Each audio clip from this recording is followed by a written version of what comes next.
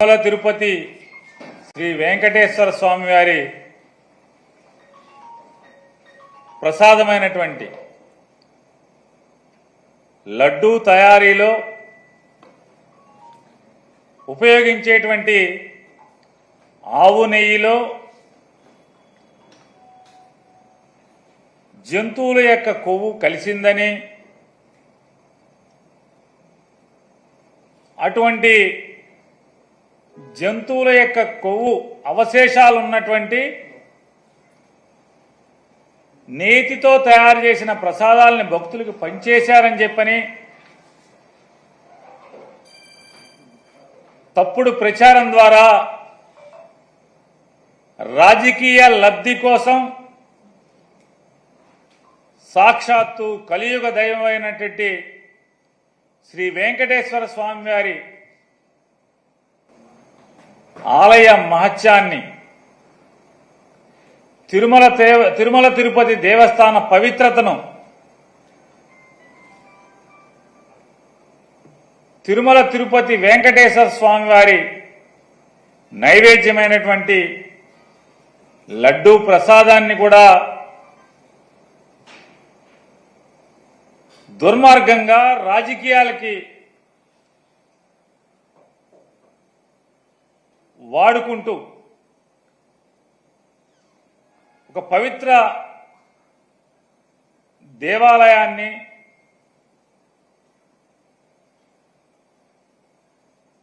ప్రపంచవ్యాప్తంగా ఉన్నటువంటి హైందవ ప్రజల యొక్క ఆరాధ్య దైవమైనటువంటి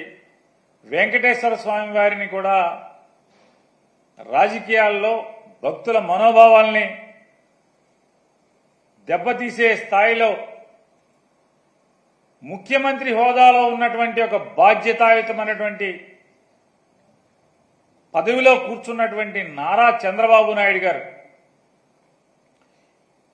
తిరుమల తిరుపతి ఎగ్జిక్యూటివ్ ఆఫీసర్ గారైన శ్యామలరావు గారు నెయ్యిలో లోపాలున్నటువంటి నెయ్యిని వెనక్కి తిప్పి పంపాము, మేము దాన్ని వాడలేదు, స్వీకరించలేదు అని,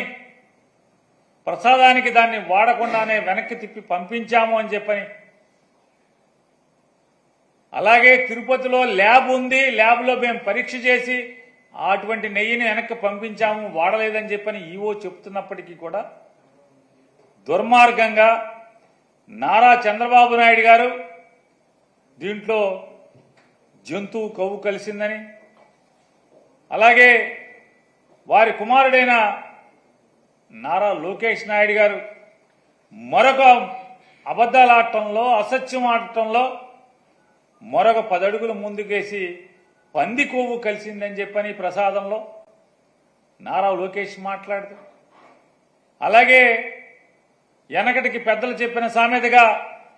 దున్నపోతు ఈనిందేనే ఎవడో చెప్తే దూడను కట్టేయమని చెప్పని ఇంకొకటి దూడను కట్టేయడానికి పరిగెత్తిన చందాన ఈ తండ్రి కొడుకుల యొక్క దుర్మార్గపు మాటలని, దున్నపోతు ఈంతే దూడ కట్టేయడానికి ఎవడో పరిగెత్తినట్టుగా పవన్ కళ్యాణ్ గారు దాన్ని భుజానేసుకుని ఆ మాటను ప్రచారం చేయటం, వీళ్ళందరూ కలిసి ఉమ్మడిగా కూటమిగా చేసినటువంటి ఈ కూటమి పాపాన్ని ప్రక్షాళన చేసేదానికి సెప్టెంబర్ మాసం 28వ తారీఖున, అంటే ఈ నెల 28వ తారీఖున శనివారం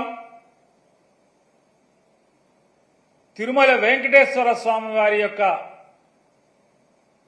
పవిత్రతని వీళ్ళ ముగ్గురు కలిసి, కూటమంతా కలిసి అపవిత్రం చేసినటువంటి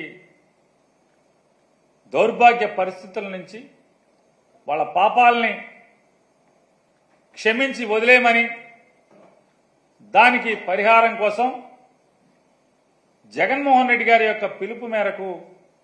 ఈ శనివారం 28వ తారీఖున ప్రతి నియోజకవర్గంలో కూడా వివిధ దేవాలయాల్లో భక్తులు గాని, ప్రజలు గాని, అలాగే వైఎస్ఆర్ కాంగ్రెస్ పార్టీ కార్యకర్తలు గాని ప్రతి ఒక్కరు కూడా ఆ రోజు ఈ కూటమిగా వీళ్ళు ఏర్పడి స్వామివారి పవిత్రతని ఈ రకంగా కిరాతకంగా పాపానికి ఒడిగట్టిన దాన్ని పరిహారం కోసం